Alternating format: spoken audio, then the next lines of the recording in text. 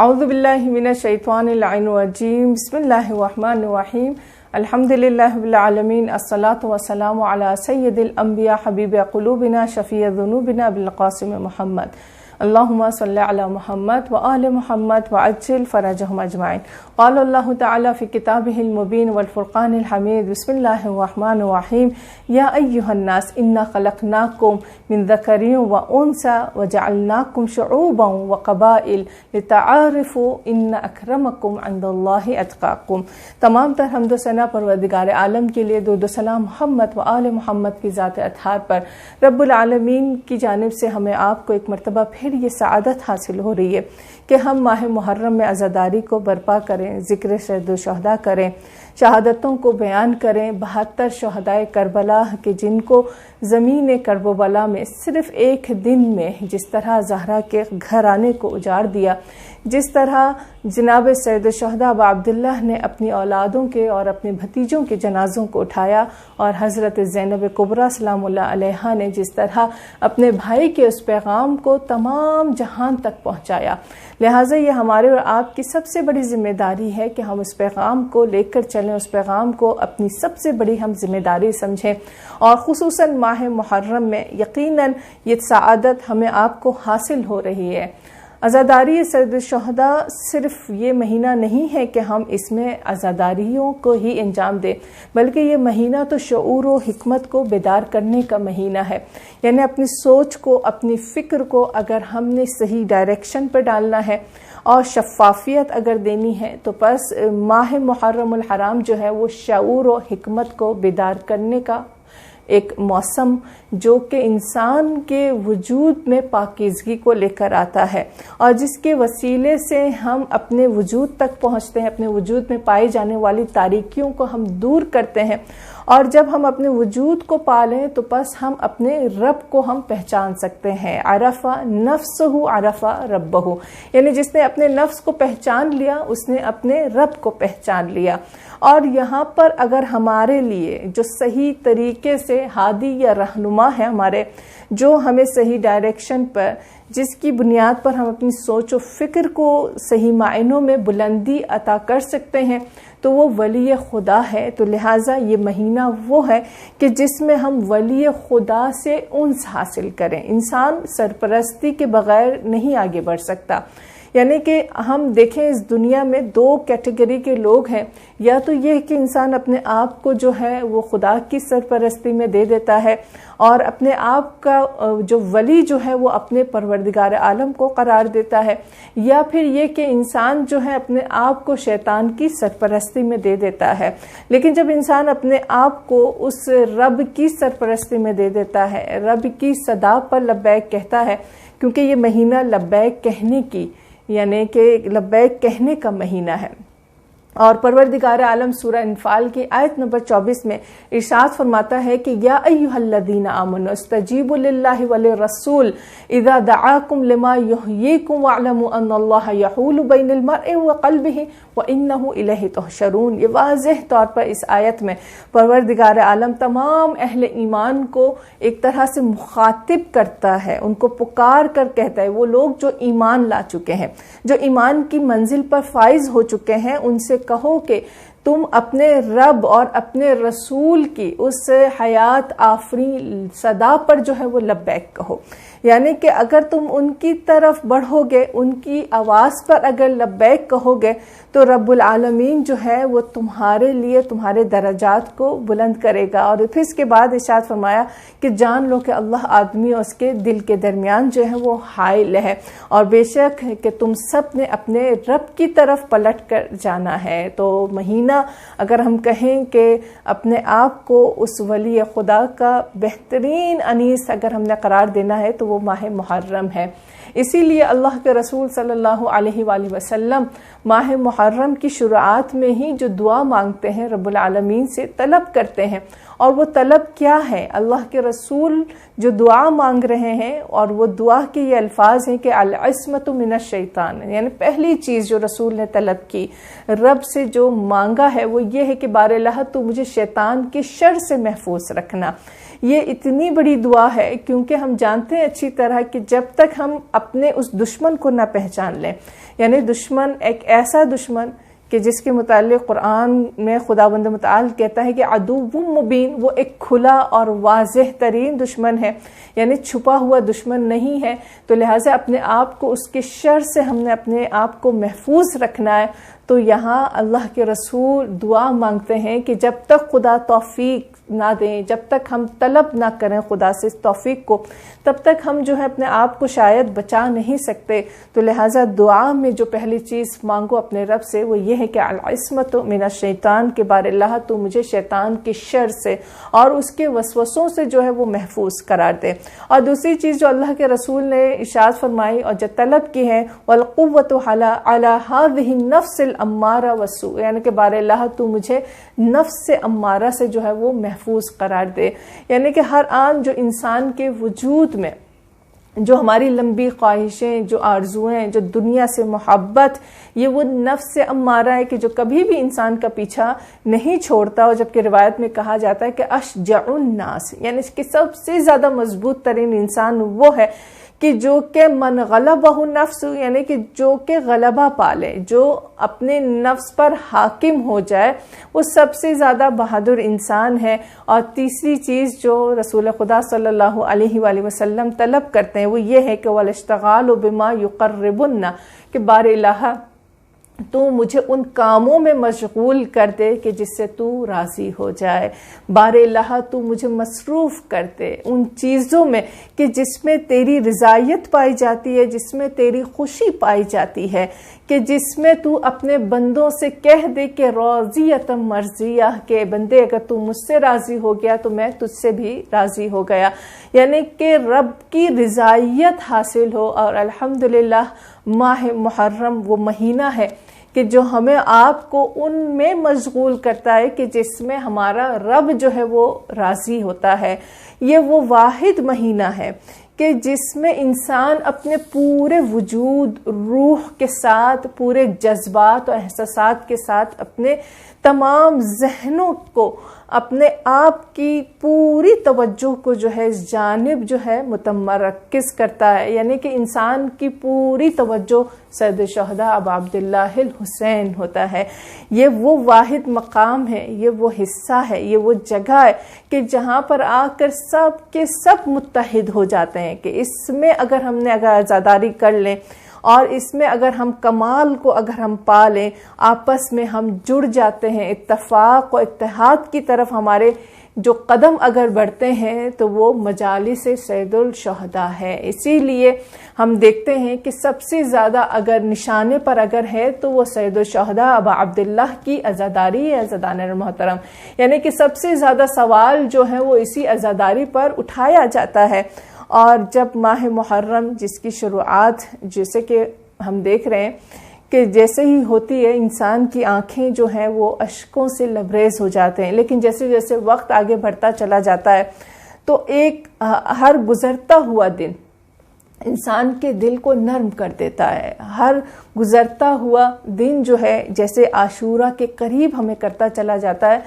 تو انسان کا دل کرتا ہے کہ وہ اہل بیت کے غم میں جو ہے وہ آنسو بہائے، اہل بیت کا ذکر کریں، ان مصائب کو یاد کریں۔ یہ دلوں کو وصل کر دیتا ہے، کس کی طرف وصل کر دیتا ہے؟ اس خالص حقیقت کی طرف، اور اس خالص حقیقت کا نام ابا عبداللہ الحسین ہے۔ اور پروردگار عالم کا یہ بہت بڑا احسان ہے، لہٰذا ہر لحظہ ہم اپنے رب کا شکر ادا کریں اتنا کم ہے۔ اسلام ایک ایسا دین ہے اور ایک ایسا مذہب ہے کہ جس کے 4 جو ہیں وہ ستون پائے جاتے ہیں۔ اگر ہم کہیں کہ اس میں سے ایک ستون کو ہم تھام لیں اور باقی 3 کو ہم چھوڑ دیں تو یہاں پر اس انسان کا اسلام جو ہے وہ ناقص کہلایا جائے گا۔ اگر ہم 4 ستونوں میں سے 3 کو تھام کر 1 کو چھوڑ دیں تو تب بھی ہمارا دین جو ہے وہ ناقص ہوگا۔ ہم 2 کو لیں اور 2 کو چھوڑ دیں تب بھی ہم ناقص تصور کیے جائیں گے دین کے لحاظ سے، عقیدتی لحاظ سے۔ تو لہٰذا اگر مکمل دین یا مکمل اسلام کو اگر ہم نے حاصل کرنا ہے تو ان 4 ستونوں کو ہم نے اپنی زندگی کا حصہ بنانا ہے۔ یہ ہمارے دین کے یعنی کہ بنیادوں میں سے شمار کیا جاتا ہے۔ اور وہ 4 ستون کون سے ہیں؟ پہلا ستون مبعث ہے، یعنی کہ خداوند متعال قرآن الکریم میں جب خاتم النبیین حضرت محمد مصطفیٰ صلی اللہ علیہ وآلہ وسلم نے اپنی نبوت کا جب اعلان کیا تھا، وہ وحی الہی جو نازل ہوئی تھی اقرأ باسم ربک الذی خلق کی آیت کے ساتھ، کہ جس میں اللہ کے رسول صلی اللہ علیہ وآلہ وسلم نے 40 سال کی عمر میں نبوت کو حاصل کیا، وہ پایا، وہ بنیاد ہے۔ وہ وحی الہی کی جو شروعات ہوئی، وہ اللہ سے جڑنے کا جو آغاز ہوا ہے، وہ پروردگار عالم کی طرف سے مبعث کے دن ہوا۔ اور اس کے بعد جو دوسرا ستون جسے قرار دیا جاتا ہے وہ غدیر ہے، کہ جس میں پروردگار عالم یہ آیت نازل کرتا ہے کہ الیوم اکملت لکم دینکم، کہ آج ہم نے اس دین کو کامل کر دیا ہے۔ اور اس کے بعد جو تیسری بنیاد جو ہے اسلام کی وہ عاشورہ ہے، والفجر ولیال عشر، کہ پروردگار عالم فجر کی قسم کھاتا ہے، ان 10 راتوں کی قسم کھاتا ہے۔ اور چوتھی بنیاد جو ہے وہ ظہور امام زمانہ عجل اللہ تعالیٰ فرجہ ہو، کہ جس کے متعلق قرآن میں پروردگار عالم ارشاد فرماتا ہے کہ وعد اللہ الذین آمنوا یستخلفنہم فی الارض، پروردگار عالم کا یہ وعدہ ہے کہ جس طرح ہم نے جو ہے اپنے تمام یعنی کہ مرکز کو جو حکومت ہے اسلامی وہ ظہور امام زمانہ عجل اللہ تعالیٰ فرجہ سے جو ہے وہ منسوب کیا ہے، اور خدا اپنے اس وعدے کو ضرور جو ہے وہ پورا کرے گا۔ اور اسلام کا چوتھا ستون جو ہے وہ ظہور امام زمانہ عجل اللہ تعالیٰ فرجہ ہے، کہ جس کے متعلق پروردگار عالم قرآن میں ارشاد فرماتا ہے کہ وعد اللہ الذین آمنوا یستخلفنہم فی الارض، کہ پروردگار عالم اپنے اس وعدے کو ہر صورت پورا کرے گا، اور حکومت جو ہے ان کے حوالے کی جائے گی، یا خلافت ان کے حوالے کی جائے گی، کہ جو کہ یقینی معنوں میں جو ہے وہ خلافت یا حکومت کرنے کی اہلیت اور صلاحیت رکھتے ہوں، جو کہ پروردگار عالم کی طرف سے منسوب کیے گئے ہوں۔ اور ابھی یہ وعدہ جو ہے وہ ابھی پورا ہونا باقی ہے۔ اور امام زمانہ عجل اللہ تعالیٰ فرجہ کا جو ظہور ہے وہ صرف ایک دور، ایک قوم یا ایک ملت کے لیے یا ایک خاص جنس کے لیے نہیں ہوگا۔ امام کا جو ظہور ہوگا وہ جن و انس کے لیے اور تمام موجودات اور تمام مخلوقات کے لیے، اور ہر جگہ جو ہے وہ امام کے اس ظہور سے جو ہے وہ انسان فیض و برکات کو جو ہے وہ حاصل کرے گا۔ امام السماوات والارض ہوں گے، جس طرح اللہ کے رسول صلی اللہ علیہ وآلہ وسلم کی نبوت کو اور ان کے دین کو پروردگار عالم نے جو ہے وہ کل ہی یعنی کہ تقریباً ہر جگہ پر جو ہے یا کلی طور پر جو ہے ان کے غلبے کو قرار دیا ہے، تو بالکل اسی طرح امام زمانہ عجل اللہ تعالیٰ فرجہ کا ظہور بھی جو ہے وہ کامل ہوگا۔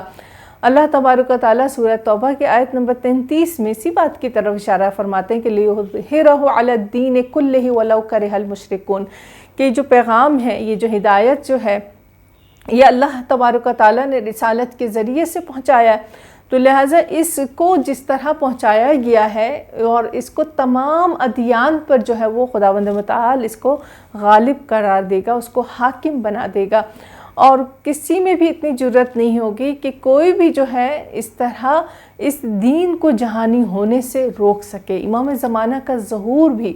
اسی نوعیت کا ہوگا، جب دنیا جو ہے مادیت میں اور دنیا اپنی پوری تاریکیوں میں ڈوبا ہوا ہوگا، ظلمات کے اندھیروں میں اس قدر جو ہے وہ غرق ہو چکا ہوگا، اور ہر طرف جو ہے انسانیت سسک رہی ہوگی، اور کہیں سے کوئی بھی امید کی کرن نظر نہیں آ رہی ہوگی، تو تب وہ انسان یا انسانیت جو ہے وہ ایک امن دہندہ اور نجات دہندہ کی تلاش میں ہوں گے،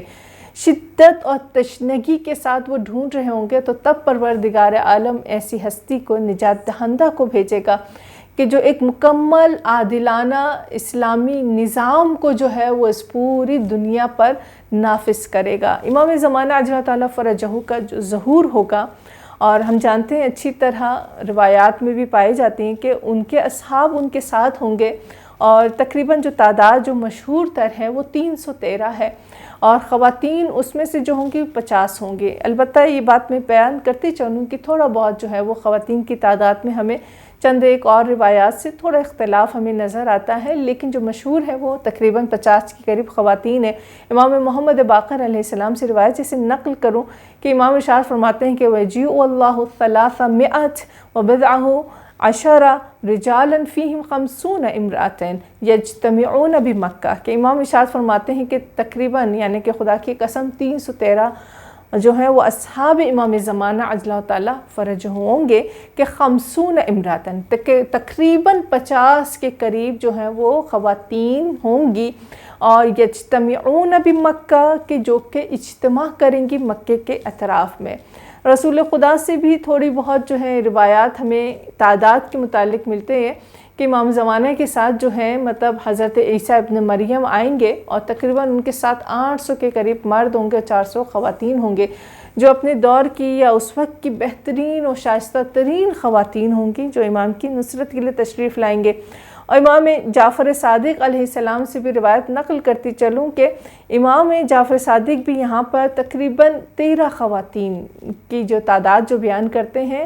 کہ وہ 13 خواتین ہوں گی، اور جو کہ زخمیوں کو مرہم فراہم کریں گی، بیمار اور مریضوں کی تیمارداری کریں گی، یعنی کہ جنگ کے جو حالات ہوں گے اس دوران۔ اور اس کے ساتھ جو ہے امام نے جو ہے ان خواتین کے نام بھی جو ہیں وہ بیان کیے ہیں، جیسے قنوہ ہے، ام ایمن ہے، حبابہ والبیہ ہے، یا ام خالد، ام سعدیہ، یہ تمام وہ شخصیات ہوں گی یا سیانہ معاشتہ کہ جو کہ امام کی نصرت فرمائیں گے۔ ہم ان پر بھی انشاءاللہ گفتگو کریں گے جو روایات کے مطابق ذکر کیا گیا ہے، اور لہٰذا ہم یہ کہہ نہیں سکتے کہ مطلب دقیق ترین جو تعداد جو ہے وہ خواتین کے ہم بیان کریں، لیکن یہ بات ایک یقینی ہے کہ خواتین کی جو تعداد ہوگی وہ مردوں سے کم ہوگی۔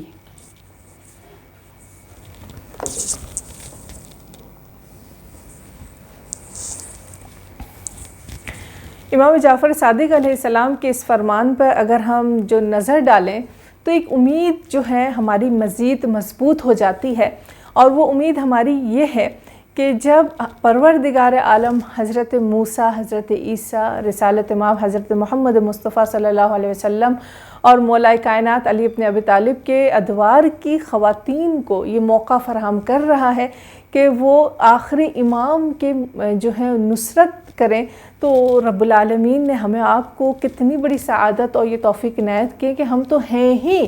امام وقت کے منتظرین میں سے، یعنی کہ ہم ان کے آخری دور میں ہی ہم لوگ رب العالمین نے ہمیں یہ حیات اور یہ زندگی جو ہے وہ عنایت فرمائی ہے، اور یقیناً ہمارا رب جو ہے وہ ہرگز فراموش نہیں کرے گا، اور ہمیں اپنے امام کے نصرت کی توفیق ہمیں عنایت ہوگی۔ البتہ یہاں پر میں بیان کرتی چلوں ایک سوال یہ ہے کہ مثلا اسلام کی نگاہ میں عورت جب قیام میں حصہ لیتی ہے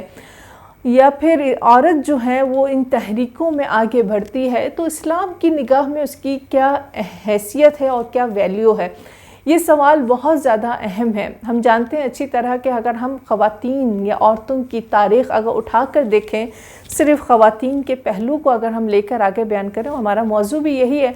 تو خواتین کی جو تاریخ ہے وہ انتہائی دردناک نظر آتی ہے۔ قرآن میں خود جو ہے کئی مقامات پر ہمیں نظر آتا ہے، اسپیشلی یہ وقت ایک وقت ایسا تھا کہ جب خبر جب دی جاتی تھی کہ تمہیں بیٹی پیدا ہوئی ہے، تو قرآن کی آیت ہے کہ ان کے چہروں کے رنگ جو ہے وہ بدل جایا کرتے تھے، سیاہ ہو جایا کرتے تھے۔ انہیں سمجھ نہیں آتا تھا کہ اب جو بچہ یا بچی جو اس دنیا میں پیدا ہوئی ہے، اب اس کے ساتھ وہ کیا کرے، اب تو آ چکی، تو لہٰذا اب ان کے ساتھ جو ان کے انتہائی قدم جو اٹھایا جاتا تھا وہ قتل ہے، اور جس کی بات ہم دیکھتے ہیں کہ قرآن الکریم میں باقاعدہ طور پر جو ہے انہی معصوم بچیوں کا ذکر کیا گیا، اور یہ جملہ جو ہے قرآن میں ایک نوحے کی طرح بیان کیا جاتا ہے کہ بِأَيِّ ذَنبٍ قُتِلَتْ، کہ ان کو کس جرم میں اور کس گناہ میں جو ہے وہ قتل کیا گیا، اور وہ روز محشر اپنے رب کے حضور جو ہے وہ فریاد بلند کریں گے۔ اور اگر ہم آج کے دور یعنی اس دور سے لے کر آج کے دور میں بھی بیچ میں بہت یعنی پرآشوب خواتین کے لیے انتہائی ظلم و ستم والے ادوار رہے ہیں، چائنا جیسے ملک میں اگر ہم دیکھیں کہ جہاں پر اس وقت صرف ایک بچہ رکھنے کی جب اجازت تھی، اور یہ قانون تھا، قانون تو خیر بدلتے رہتے ہیں، تو بہرحال جب ایک بچہ رکھنے کی جب قانون پر جب پاس کیا گیا تھا تو باقاعدہ طور پر وہاں پر کتنے ہی جب معلوم ہوتا تھا کہ بچی ہے تو بچیوں کو قتل کر دیا جاتا تھا، یا پھر ان کو سڑک کنارے پھینک دیتے تھے، یا کچرے کے ڈھیر پر ڈال دیتے تھے، یا پھر یتیم خانے میں ڈال دیا کرتے تھے۔ تو یہ ظلم جو ہے ہمیں ہر دور میں نظر آیا ہے۔ یا جیسے عیسائیت کہ جس میں حضرت مریم جیسی عظیم خاتون ایک تقدس اور ایک احترام کی ایک بہت بڑی سمبل ہے، ایک علامت ہے، تو وہاں پر بھی ہم دیکھتے ہیں کہ عورت کو جو ہے وہ شیطان کا ہتھیار جو ہے وہ قرار دیا جاتا ہے۔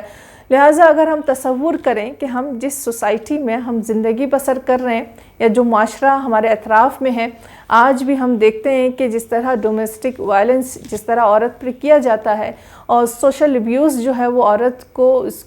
نشانہ جو ہے وہ بنایا جا رہا ہوتا ہے، اور لہٰذا ہمارے لیے ایک انتہائی مشکل و کٹھن مرحلے ہوتے ہیں۔ عورت وہ تھی کہ جہاں ایک دور تھا کہ جہاں ان کو ووٹ ڈالنے تک کی بھی اجازت نہیں تھی، البتہ 90s کے بعد جو ہے تھوڑی بہت جو ہے وہ تبدیلیاں رونما ہو رہی ہیں، اور تھوڑی سی جو ہے وہ صورتحال اگر ہم کہیں کہ بہتر ہوئی، لیکن پھر بھی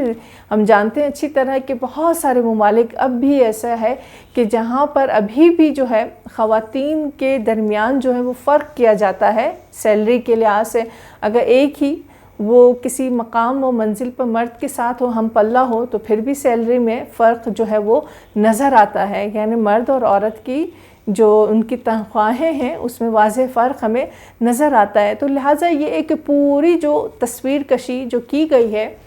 تاریخ کے اتوار کو، ہم کہیں کہ اگر آج اس میں کوئی تبدیلی واقع ہوئی ہے تو بہت سارے ایسے موارد ہمیں نظر آئیں گے کہ ابھی بھی جو ہے مطلب عورتوں کے ساتھ وہ صورتحال پیش آتی ہے کہ جہاں پر عورت کو خود اسٹرگل اور جدوجہد کرنی پڑتی ہے۔ تو لہٰذا اسلام ایک ایسا دین ہے کہ جو کہ عدل لانا چاہتا ہے، جو نظام اور سسٹم میں جو ہے پورے انصاف کو اور اسلامی قوانین کے ساتھ جو ہے وہ داخل ہونا چاہتا ہے۔ تو ہم جانتے ہیں اچھی طرح کہ اسلام جب بات مرد اور عورت کی کرتا ہے تو یہاں پر اسلام کی نظر میں انسانیت کے لحاظ سے مرد اور عورت برابر ہیں، یعنی اس میں کوئی فرق نہیں ہے۔ اور جس آیہ مبارکہ کی تلاوت میں نے شروع میں کی تھی، اس آیہ مبارکہ میں واضح طور پر یہ بات یہی کی جا رہی ہے کہ تمام کی تمام جو مخلوقات ہیں، یعنی مرد ہو یا عورت ہو، تم سب کی خلقت جو ہے ایک مرد اور ایک عورت سے ہوئی ہے۔ تو لہٰذا اگر کوئی بھی بنیاد جو ان کو بلند کرتا ہے وہ یہ ہے کہ تم میں سے کون سب سے زیادہ پرہیزگار ہے۔ اسلام اگر بات کرتا ہے انسانیت کے لحاظ سے تو ہم نے جس طرح کہا کہ مرد و عورت برابر ہے، لیکن یہاں پر یہ یاد رکھیے کہ دنیا جب بات کرتی ہے برابری کی تو وہ کہتے ہیں کہ مرد اور عورت جو ہیں وہ ایک جیسے ہیں، جبکہ اسلام کہتا ہے کہ مرد اور عورت برابر ضرور ہیں لیکن وہ ایک جیسے ہرگز نہیں ہیں۔ یہ یاد رکھیے گا کہ پروردگار عالم نے جو ہے عورت کی کیٹیگری اور مرد کی کیٹیگری کو جو ہے وہ الگ الگ بنایا ہے، یعنی کہ فزیکلی لحاظ سے اگر ہم کہیں کہ ایک مرد اور ایک عورت میں فرق پایا جاتا ہے تو یہ ایک بہت بڑی حقیقت ہے، اور یقیناً کہ قد کے لحاظ سے یا سوچ اور فکر کے لحاظ سے اور بہت سارے ایسے امور ہیں کہ جس کی بنیاد پر ہم کہہ سکتے ہیں کہ مرد اور عورت جو ہیں وہ الگ الگ کیٹیگری کے لوگ ہیں اور الگ خانے میں پروردگار عالم نے ان کو قرار دیا ہے، لیکن اس کا یہ مطلب ہرگز نہیں ہے کہ اگر مرد یا عورت کی کیٹیگری اگر الگ ہے تو بس یہاں پر جو ہے مرد کی کیٹیگری جو ہے وہ عورت کی کیٹیگری کو کم کر دیتا ہے، یا پھر یہاں پر عورت جو ہے وہ معنوی لحاظ سے درجات کو حاصل نہیں کر سکتا۔ لہٰذا ہم جانتے ہیں اچھی طرح کہ اگر مردوں کی کیٹیگری میں ایسے بہت سارے مرد ملیں گے کہ جو شہادت اور شجاعت اور صبر و استقامت کی بلندیوں کو جنہوں نے چھوا، تو ایسے بہت سارے مرد بھی ملیں گے کہ جو کہ ایمان سے، انسانیت سے بھی خارج اور درندگی اور جس طرح بزدلی ان کے وجود میں نظر آئے گی، تو اسی طرح عورت کی کیٹیگری میں ایسی بہت ساری خواتین ہوں گے کہ جنہوں نے اپنے آپ کو بلند کیا اور اس منزل اس مقام تک پہنچایا، عظمت عنایت کی۔ تو ایسی بہت ساری خواتین بھی ملیں گی کہ جنہوں نے ایمان سے خارج ہوئے، یا پھر جو دین سے خارج ہوئی، یا پھر جو کہ روحانی لحاظ سے، معنوی لحاظ سے جو کمزور ہیں۔ تو ان دو کیٹیگریز میں خداوند متعال نے اگر قرار دیا ہے تو ان کی ذمہ داریاں بھی اسی نوعیت کی ہے، یعنی مرد کی ذمہ داریوں میں، عورت کی ذمہ داریوں میں بھی فرق جو ہے وہ نظر آئے گا، کیونکہ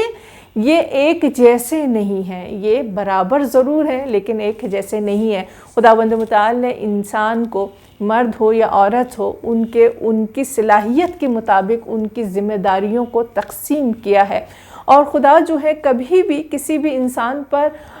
ان کی صلاحیت سے زیادہ یا ان کے صبر سے زیادہ کبھی بھی خداوند متعال بوجھ نہیں ڈالتا ہے۔ لہٰذا اسلام وہ دین ہے کہ جب حقوق کو پروردگار عالم نے تقسیم جب فرمائے ہیں مرد یا عورت کے درمیان، تو ہمیں یہ بات نظر آتی ہے کہ رب العالمین نے ان کے جذبات، احساسات اور جسمانی ضروریات کے تحت جو ہے وہ تقسیم بندی انتہائی عادلانہ طریقے سے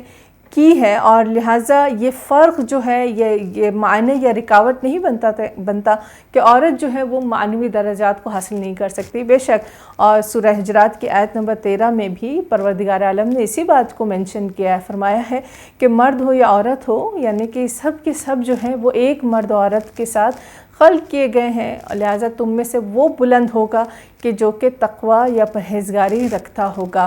اور اس کے بعد ہم دیکھتے ہیں کہ صدر اسلام میں بھی جس طرح عورت نبرد آزما رہی ہیں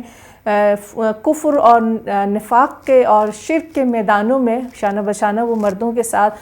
جس طرح جنگ لڑی، یا پھر ہم کہیں کہ انہوں نے اپنی شہادتیں بھی دی ہیں، اور تاریخ اسلام جو ہے ایسی خواتین کی بہادری، صبر و عزت، صبر و عظمت کو جو ہے وہ یاد کرتا ہے۔ ان خواتین کے نام ہمیں تاریخ میں ملتے ہیں، اور خود قرآن الکریم میں جب خواتین کا جب ذکر کیا گیا ہے تو یہاں پر بھی خداوند متعال نے اس کو مردوں سے مخصوص نہیں قرار دیا، اور یہاں ہم دیکھتے ہیں کہ حضرت آسیہ کو جو کہ زوجہ فرعون تھی، اور رب العالمین جو ہے وہ تمام انسانوں کے لیے ایک بطور مثال جو ہے وہ یہاں پر بیان کرتے ہیں، اشارہ کرتے ہیں، اور روایت میں جس طرح ملتا ہے کہ جنت مشتاق ہے 4 خواتین کا، اس میں سے ایک جو ہے وہ بی بی آسیہ ہیں۔ قرآن میں ہمیں سورہ مریم ملے گی، حضرت مریم جیسی عظیم خاتون کہ جن کے پسر، جن کے اولاد جو ہیں وہ حضرت عیسیٰ روح اللہ تھے، تو ان کی خصوصیات اور ان کی تمام یعنی حیات طیبہ کو جو ہے وہ ہمارے اور آپ کے لیے نمونہ عمل جو ہے وہ قرار دیا۔ قرآن میں سورہ نساء جو ہے عورت کی عظمت کے متعلق بیان کرے گا، احکامات جو ہیں کتنے واضح انداز میں پروردگار عالم نے بیان کیے، چاہے وہ ارث جیسے مشکل ترین جو ہے وہ مسائل ہی کیوں نہ ہوں، عورت کے مکمل حقوق کے ساتھ جو ہے وہ ذکر کیا گیا ہے۔ اور اس کے ساتھ ہم دیکھتے ہیں کہ حضرت ابراہیم علیہ السلام کی زوجہ اور بی بی ہاجرہ کا ذکر ہو، حضرت سارہ کا ذکر ہو، قرآن کریم جو ہے وہ خواتین کو ایک انتہائی اہمیت کے حامل ان ہستیوں میں سے شمار کرتا ہے، اسی لیے بطور نمونہ قرآن میں ہمیں ایسی خصوصیات خواتین کی نظر آتی رہیں گی۔ یوں اگر کہا جائے کہ پروردگار عالم عورت کو وہ مقام و منزلت جو عطا کرتا ہے وہ اس کی عین فطرت کے مطابق ہے، اور روایات میں جس طرح کہا جاتا ہے کہ اللہ کے رسول صلی اللہ علیہ وآلہ وسلم کا یہ فرمان ہے کہ یقیناً خدا جو ہے وہ مردوں سے زیادہ عورتوں پر مہربان ہے، خدا مردوں سے زیادہ عورت سے محبت کرتا ہے۔ تو اسی لیے اسی روایت کے پیش نظر جو ہے وہ ہم کہہ سکتے ہیں کہ ایک لقب جو عورت کے لیے دیا جاتا ہے کہ عورت کون ہے، جو محبوبہ الہی ہے، اور خدا اس قدر مہربان ہے کہ اس کی مہربانی اور اپنی محبت کو وہ اس قدر وہ نچھاور کرتا ہے کہ نسل انسانی جیسی سب سے بڑی ذمہ داری، نفیس ترین ذمہ داری جسے ہم کہہ سکتے ہیں، وہ پروردگار عالم نے عورت کے حوالے کیا ہے۔ اور اس حالت میں اگر عورت ہو حمل کی حالت میں، تو پروردگار عالم وہ مقام و فضیلت عنایت کرتا ہے کہ جیسا کہ اللہ کے رسول صلی اللہ علیہ وسلم کے پاس ایک شخص آ کر یہ سوال کرتا ہے کہ یا رسول اللہ، عورت پہ جہاد کیا واجب نہیں، عورت جہاد نہیں کر سکتی؟ تو اللہ کے رسول نے ارشاد فرمایا ہے کہ بے شک جب عورت اپنے وجود میں ایک اور جان کو جب پال رہی ہوتی ہے تو وہ حالت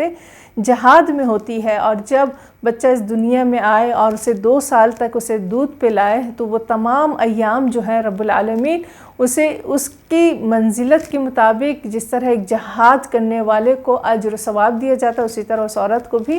اجر و ثواب جو ہے وہ ہر دن کے لحاظ سے اس کو عنایت کیا جائے گا، اور اگر اس دوران اگر وہ اس دنیا سے اگر رخصت ہو جائے تو وہ شہداء کا درجات اور مقامات کو حاصل کرے گی۔ تو لہٰذا وہ رب العالمین جو عورت سے بے پناہ محبت کرتا ہے، تو اے عزیزان زہرا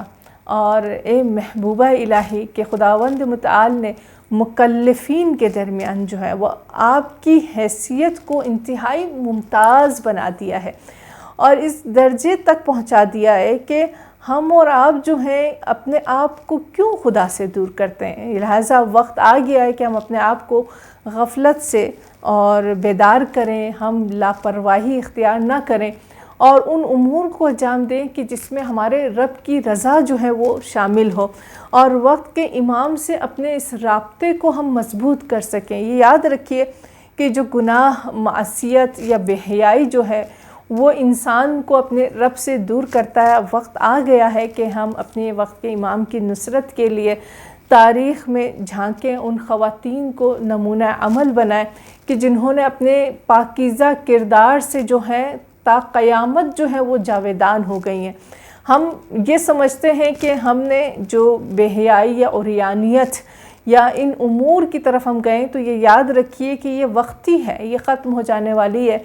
اور دنیا جو ہے اور اس کے پیچھے وہ لوگ آئیں گے کہ جو کہ جسم کے یا دنیا کے حریص ہوں گے، لیکن اگر اپنے کردار کے ذریعے سے بلند ہو جائیں گے تو جاویداں ہو جائیں گے۔ تاریخ کربلا جو ہے وہ ایسی ہی خواتین کی وہ تمام تر کردار کو ایک طرح سے وہ تجلی اور وہ جلوہ دکھلایا کہ کس طرح ایک عورت جو ہے وہ ایک پوری تاریخ کو بدل سکتی ہے، وہ اتنی طاقت رکھتی ہے کہ وہ بڑی سی بڑی سلطنت کو اور بادشاہت کو جو ہے وہ روند ڈالتی ہے۔ تو پروردگار عالم نے ان کے کردار کو تا قیامت تک کے لیے ایک انتہائی روشن سمبل یا پھر جو ہے علامت بنا کر رکھ دیا۔ وہ بالکل سورج کی طرح روشن اور عیاں ہے، اور کوئی بھی جو ہے ان کے کردار کی پاکیزگی اور ان کے مشن اور ان کے پیغامات کو کوئی بھی رد نہیں کر سکا۔ تو لہٰذا اگر ہم نے اپنے آپ کو پہنچانا ہے اس منزل تک کہ جو ہمارے امام زمانہ اللہ تعالیٰ فرجہ ہو، کہ جس میں رضایت شامل ہو اور جس میں ہم حقیقی معنوں میں ہم منتظرین امام زمان میں سے اگر ہم شمار کر سکیں، تو بس ہم نے تاریخ میں ان خواتین کو ضرور ہم نے اپنی نظر میں رکھنا ہے۔ لہٰذا کربلا کے میدان سے جو ہم بہت ساری خواتین کا ذکر ضرور کریں گے، لیکن اس سے پہلے یہ یاد رکھیے کہ جب ایک تحریک اور جب ایک ہم قیام کی جب ہم بات کرتے ہیں، اور جس طرح تاریخ کی میں نے مثالیں دی ہیں، اور جب تک عورت شانہ بشانہ نہ رہی ہو، اوصیاء الہی کو اگر دیکھ لیں، انبیاء الہی کو اگر ہم دیکھیں تو حضرت عیسیٰ علیہ السلام کا ذکر حضرت مریم کے بغیر نامکمل نظر آتا ہے، اور اسی طرح حضرت موسیٰ علیہ السلام کا ذکر ان کی والدہ، ان کی بہن کے بغیر اگر وہ تحفظ کرنے کے لیے نہ آتی تو ان کے ذکر کے بغیر جو ہے وہ نامکمل نظر آئے گا۔ حضرت خدیجۃ الکبریٰ جنہوں نے اپنی ذات کو، اپنے وجود کو اللہ کے رسول صلی اللہ علیہ وآلہ وسلم پر فدا کر دیا، تو خدیجہ کی تاریخ جو ہے وہ رسول خدا کی تاریخ کے ساتھ جڑی ہوئی ہے، اور رسول خدا کی تاریخ جو ہے وہ خدیجہ کے بغیر نامکمل ہے، کیونکہ ہم جانتے ہیں اچھی طرح کہ شعیب ابی طالب جیسا کٹھن مرحلہ اور صدر اسلام کے اہم واقعات میں سے ایک واقعہ کہ حضرت خدیجۃ الکبریٰ نے جو 3.5 سال جناب رسالت مآب محمد مصطفیٰ صلی اللہ علیہ وسلم کے ساتھ شعیب ابی طالب میں گزرا، تو لہٰذا وہ 3.5 سال جو تقریباً مدت جو تھی، اور اس طولانی مدت میں حضرت خدیجۃ الکبریٰ نے جس طرح وسیع قلبی کے ساتھ اپنے اموال کے ذریعے سے مسلمانوں کی حفاظت فرمائی، اس کی مثال جو ہے وہ تاریخ میں نہیں ملتی، انشاءاللہ اس پر بھی ہم ذکر کریں گے۔ تو جناب خدیجۃ الکبریٰ کے بغیر رسالت مآب کی تاریخ نامکمل نظر آتی ہے، جناب سیدہ فاطمہ الزہرا سلام اللہ علیہا کی فداکاری کے بغیر جو ہے ولایت امامت امیر المؤمنین علی ابن ابی طالب جو ہے وہ نامکمل نظر آئے گی۔ تو لہٰذا ہم جانتے ہیں اچھی طرح کہ فداکاریاں جو دکھائی ہیں، جو قربانیاں جو خواتین نے دی ہیں، وہ ان تمام پیغامات کو انہوں نے جاویدان کر دیا۔ اور اسی طرح کربلا کے میدان میں حضرت زینب کبریٰ سلام اللہ علیہا، ام کلثوم اور حضرت سکینہ اور وہ تمام شہداء کی مائیں اور بہنیں اور ان کی بیویوں نے جس طرح اپنے آپ کو رکھا اس کربلا کے میدان میں اور اپنی اولاد کو، اپنے ہمسر، اپنے شریک حیات کو پیش کیا امامت کے دفاع کے لیے، حرم رسالت مآب حضرت محمد مصطفیٰ صلی اللہ علیہ وسلم کی حمایت کے لیے جانوں کے نذرانے پیش کروائے ہیں اور خود بھی اسیر بنی ہیں اور پیغام کربلا کو ہر مقام تک انہوں نے پہنچایا ہے۔ تو ہم ذکر ضرور کریں گے انشاءاللہ کہ آیا تاریخ کربلا یا عاشور کے دن ہونے والا یہ واقعہ جو صرف ایک دن کا تھا، جو عصر تک ختم ہو گیا تھا، کیا اس میں اور اس کے بعد اور اس سے پہلے جن خواتین نے اپنے کردار کو ادا کیا عاشورہ سے قبل اور عاشورہ کے بعد، کربلا سے پہلے بھی خواتین نے جو ہے اپنے کردار کو جو ہے وہ بیان کیا، انشاءاللہ ہم اس پر ضرور روشنی ڈالیں گے، ان خواتین کا ہم ذکر کریں گے۔ والسلام علیکم ورحمۃ اللہ وبرکاتہ۔